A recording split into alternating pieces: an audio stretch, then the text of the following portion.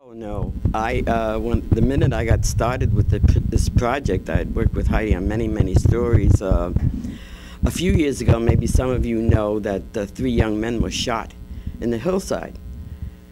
And I was in the cities with my daughter, and my grandson he was a freshman at UMD at the time. And they said 3 young men were shot in the hillside at a party. Well, I knew that my grandson was a party animal. He's 19. And I said, but I trusted him. And I called and I didn't get any answer, of course. And I was worried to death. I didn't know who it was. And then finally they announced the young men that were shot. And when I came back, not to my astonishment, I should not have been shocked. There was a quote in there from the president of the NAACP who said, this young white man who went home and got a gun and came back and shot these 2 black men and 1 white man because they were fooling around with his girlfriend. But that was not racism.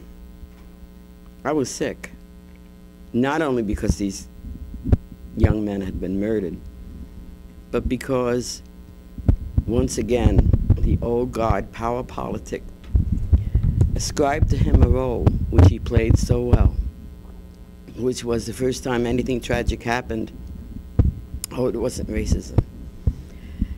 And I said, it's a good thing it wasn't my grandson, because then I would have really gone to jail again.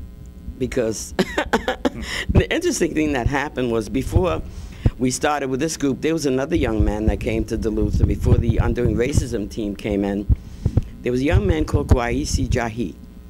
He came to do some Undoing Racism trainings, and that's how Heidi and I met, really. She'd gone through Heidi had gone through Kwaisi's baptism by fire, I call it. She says, wow, I never really understood what it was all about. And we had sessions till 3 or 4 o'clock in the morning. And it was interesting how there were many police officers who also went to Kwaisi's workshops. And one of them presently sits on our board, because he said to me once, confidentially, Maureen, I don't like the way, he's retired now, I don't like the way we treat people of color. And I think that's very brave of him, because I wanted to show you another aspect of, here were some white people who were in power, who realized that things must change. So I just wanted to give you that little ray of hope, as well as the pessimism that goes along with it. As far as our work being done after the monument was built, I truly believe that once that last stone was placed in the ground, the last paver, our work just begun.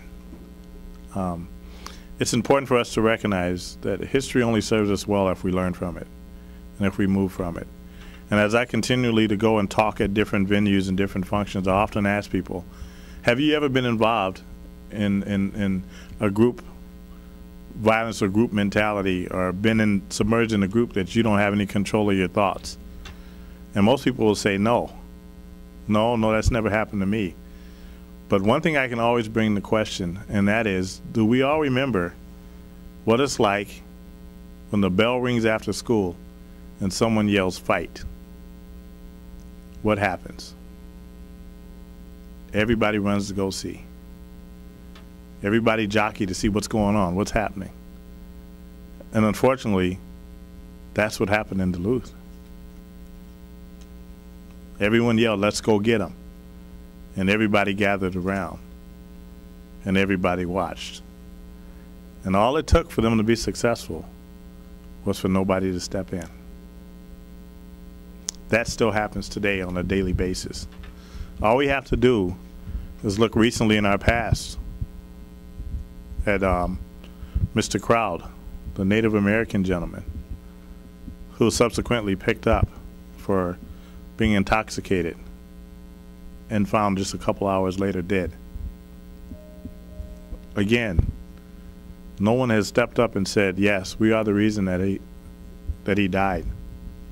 So the monument, to me, still speaks volumes on what we need to do. And I always go back to the children and to the kids. The secret is with them. You know, we always use the cliche, it takes a village to raise a child. But what happens when that village is messed up? How are we raising that child? That's what our future, that's what we have to overcome in the future. Giving our children the opportunity So not only learn from the past, but be a part of the future. Bring them to the forefront so that we understand. And the biggest hurdle is probably going to be what you're going to be faced as soon as you get out of school, is how do you create systemic change in institutions, change in schools.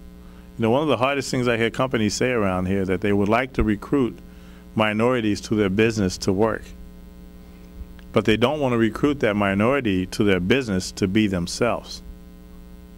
They want the minority to come in the office and change and be more like them. That's very difficult, because I believe I should not have to wait till the weekend to be who I am. I shouldn't have to walk in under a false front every day and pretend as though, you know, my values, my views, what I like doesn't matter. I have to change and be more like you if I'm going to be successful. You know, the memorial right now, I think, serves, you know, as a reminder, but there's an important reason why it is where it is. It's in a community where, when we were building this, everyone thought that this thing was going to be vandalized, that there was going to be graffiti written all over it, that there was going to be broken glass, that there were going to be crimes there. You know, the community itself has kind of adopted that monument. We have not had those type of incidences there. The people respect it. The people come there and reflect.